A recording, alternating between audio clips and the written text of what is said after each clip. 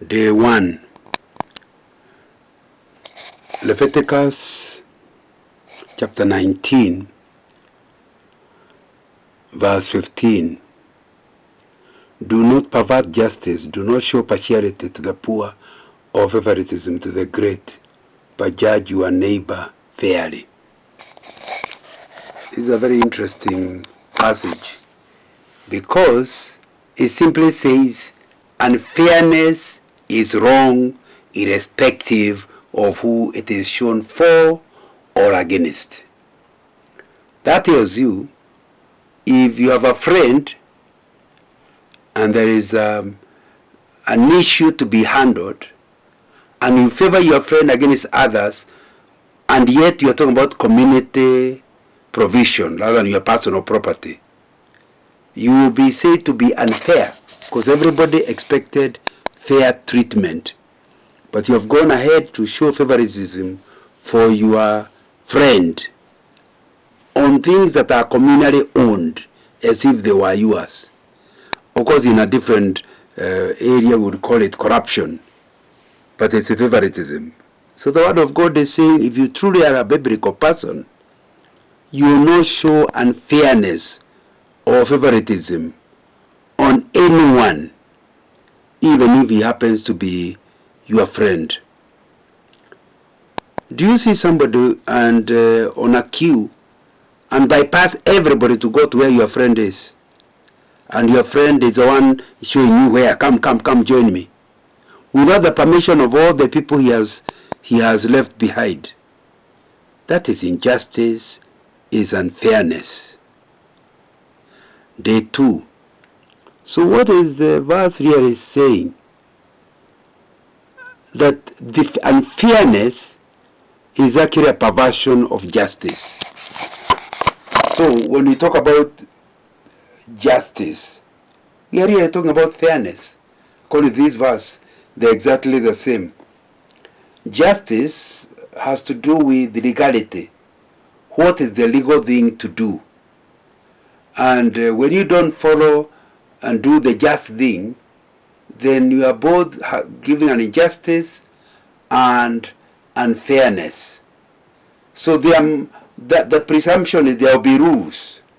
So if you are in charge of any organization, of any community, please create rules so that I know that what I'm doing is now unjust. On what standard shall I call something unjust if there are no clear rules?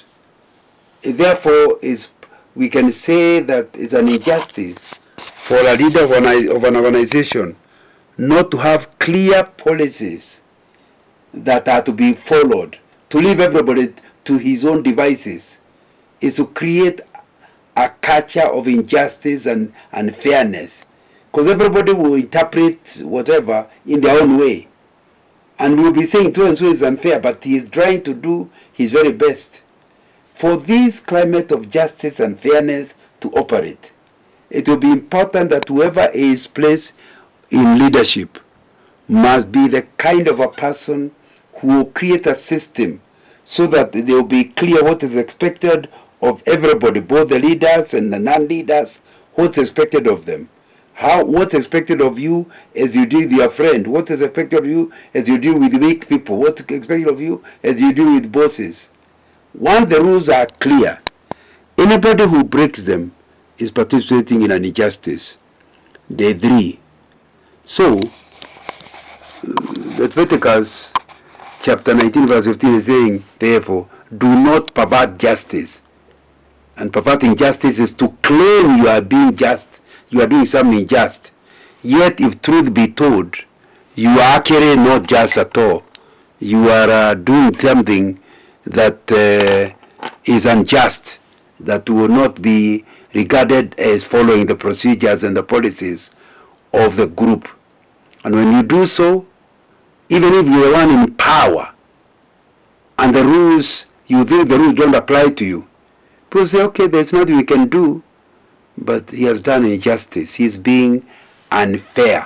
And according to this verse, not only are you being unfair, you are also going to be the kind of a person whom God is going to say you have perverted justice, and you have a quarrel not just with the people in your community, but with God himself, who is the one who has demanded that the big and small must be involved in justice, in doing the things that are just to everyone. So everybody should feel they are treated justly.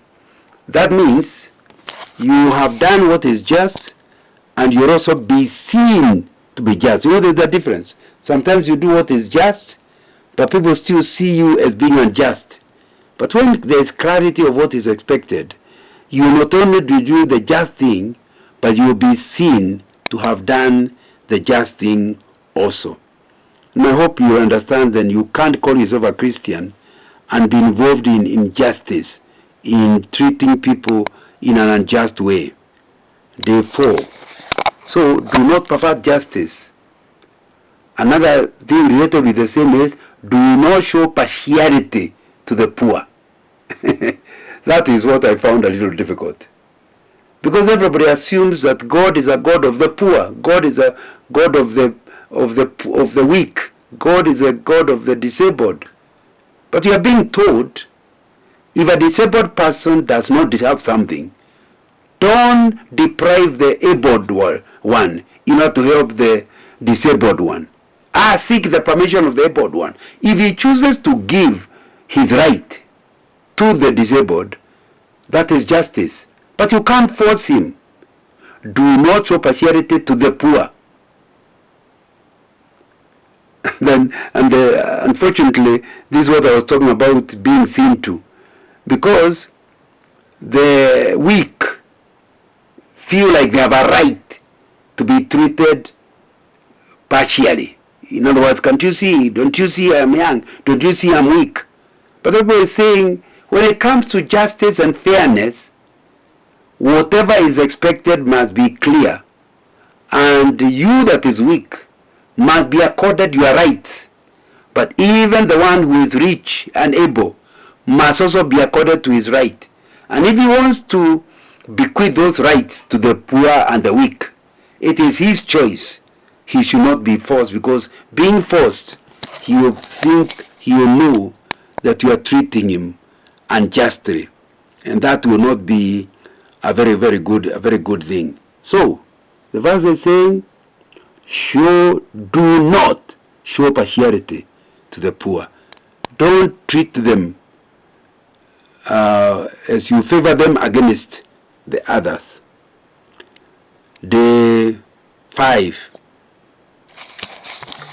Here, the verse got to say, do not show favoritism to the great.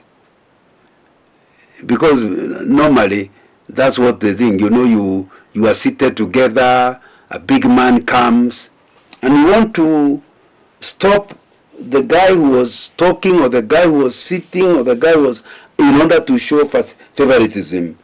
And they know they came late. They know they don't have by the rules of the game, they don't deserve anything. But you don't even ask. Obviously, if the one who is really seated and has a right to the chair wants to surrender his chair for the visitor, that's no problem.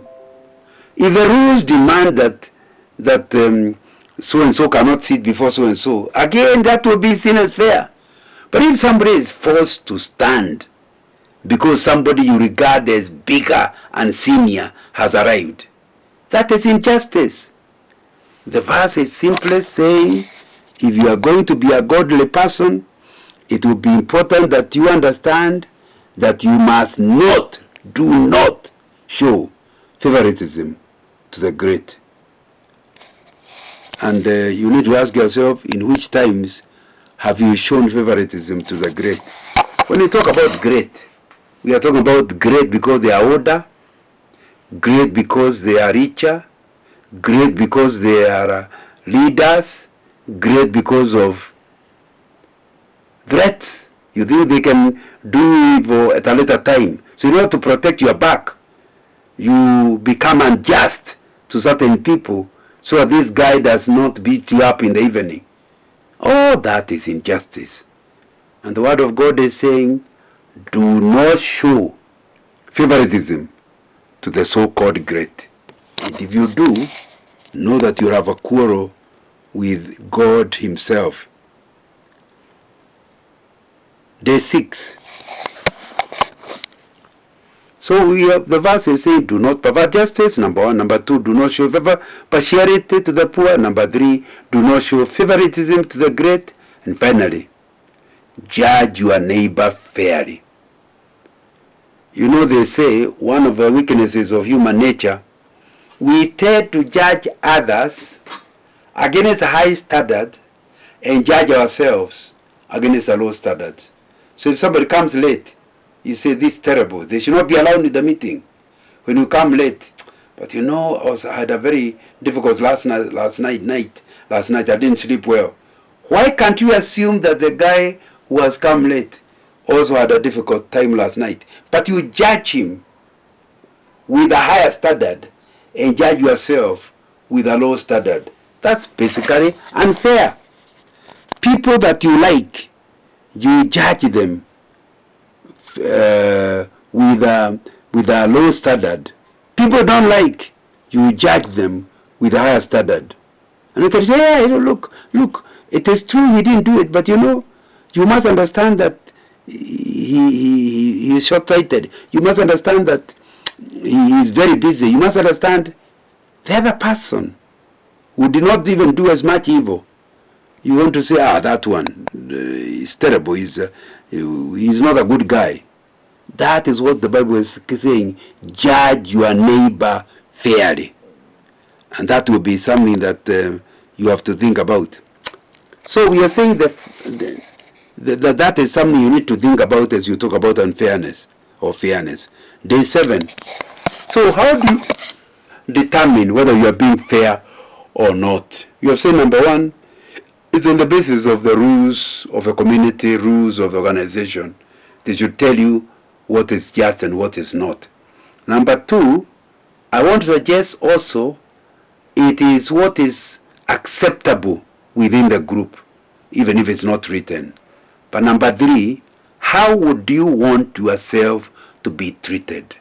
When you treat somebody in such a way that if you are treated the same way, you will not complain openly, but you will feel that guy doesn't like me, or that guy was not being fair.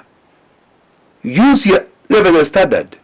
If the same things were done to you, how would you feel? If you would not feel you are being treated well, then don't treat other people like that. If you not feel like that guy likes me, why would you treat somebody in a way that he thinks you don't like them? If you not feel that if it was so and so, they would not have treated them like that. They're only treating me because I'm black, or they're only treating me like that because I'm a woman, or they're treating me that because I'm not rich. If that's the way the person you are treating will feel, and you know that even yourself, if you are placed in the same shoes and you are black or you are a woman, or that's the way you would feel, then don't treat the person like that. And I think that's really the thing that you need to ask yourself. Are you being fair? Would you be seen to be fair when you treat people whichever way you actually treat them?